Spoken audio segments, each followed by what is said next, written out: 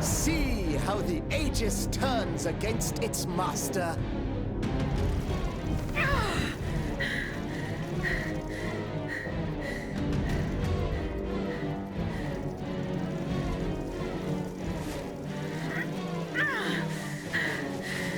You are not my master, tyrant! You never were! I am quite happy to concede this point, but what about the Count? Have you forgotten that he gave you life and whispered the order that animates you? Look how he runs, the coward! Do you understand what he has in mind? La pauvre enfant, sleeping so sweetly, she won't be dreaming for long now! Garçon! Athenais!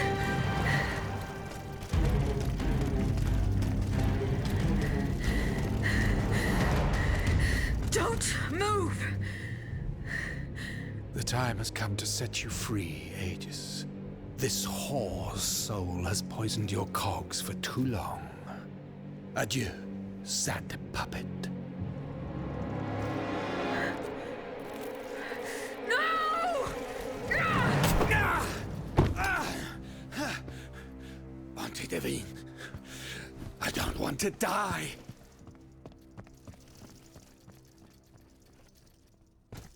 Athenais. The sun is rising, and you have slept for far too long.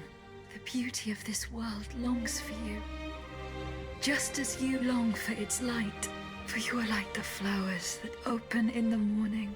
I know you, mon ami. We loved each other. Vous en souvient-il? You gave me your heart. So please, let me give you mine today. Vivez heureuse, Athenais.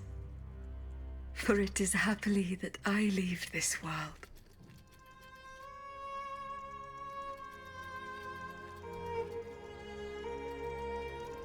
Monsieur.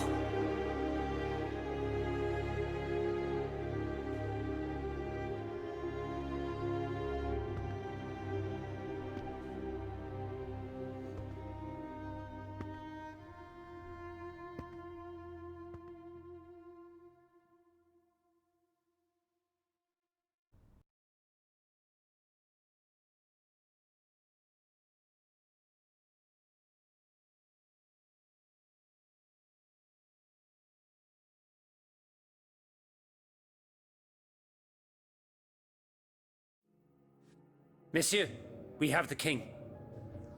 It is now up to us to wield his scepter. In this trying time, crucial decisions must be made without delay. First and foremost, we must take back Paris. And how do we do that, mon Dieu? There are automats everywhere, and they are constantly regenerated by their crimes. We have the king. Cagliostro has fled, but he is leaving a trail of blood. I doubt he will survive his injuries. As a result, the automats are left to their own devices, with no one to give them orders and no reinforcements. And since I'm sure that Parisians will no longer venture out into the streets, the machines will soon have no more souls to harvest. Sooner or later they will no longer be able to move and, par la grâce de Dieu, will become inanimate objects again. It's a matter of days, weeks at most. Mais ensuite, once peace has been restored, what of the kingdom? This is indeed a crucial issue. Leaving the nation without a government would expose it to the greatest danger. Worse, it would condemn it to civil war. Eh bien quoi, monsieur? Can you not govern together? Unfortunately, the disagreements that divide our assembly run far too deep. That which we can agree, is that we have been given a chance to choose the person who shall succeed the tyrant. I believe I am the person who is best suited to exercise power. Of course, I will only hold office for as long as it takes to set up a new assembly and a government of the people. For the French will no longer tolerate a king. We can be sure of that. Are you joking? What have you done that would convince us to let you take down the monarchy? Answer, Monsieur de Robespierre. You have our full attention. Monsieur, I rest my case. Very well. We must now make our decision. I pray that each of us shall respect this decision and set aside our personal interests for the sake of peace and the common good. Who among you approves the appointment of Monsieur Maximilien de Robespierre?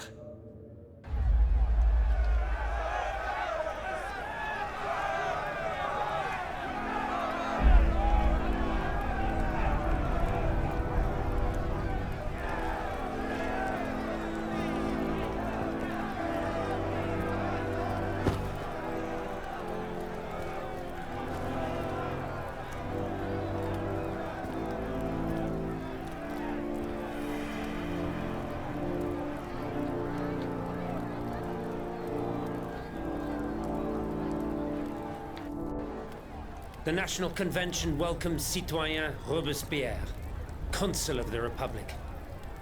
Citoyen Louis de Bourbon, former King of France. In the name of the French people, in light of the innumerable crimes of which you have been found guilty, the members of the National Convention, meeting as an extraordinary court, have voted to sentence you to death. The sentence will be carried out on the hour. Now that justice has been done, the nation is ready to hear your last words.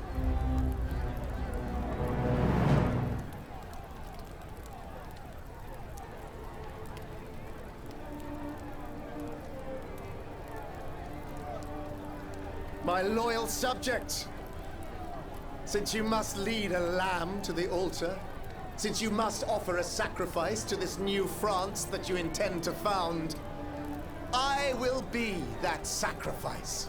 How dreadful this world is, where beauty is doomed to fade and flesh decays. I found no consolation in this world. I vainly thought I was giving our souls the gift of immortality beyond our mortal bodies. The Grim Reaper was my sworn enemy. Influenced by the most awful of men, I believed that the genius of machinery could overcome death itself. Alas, I have lost this fight, and am branded with the mark of murderer. Life, even more than the crown, was heavy for me to bear. I have suffered too long under the thumb of nature, which I despised. As a child, I saw my older brother die. I lost my father in the prime of his life, and then my mother, who was even younger. My beloved daughter did not live a year. As for my son, the first of my heirs, I unknowingly gave him to drink from a poisoned cup. I mourn the death of these poor souls daily. My death will not unite us, of this I am certain. For I, in my misery, have lost the support of my faith. So, executioner, lay me down on this board of adieu. I will sleep now. Sleep at last, and not to dream.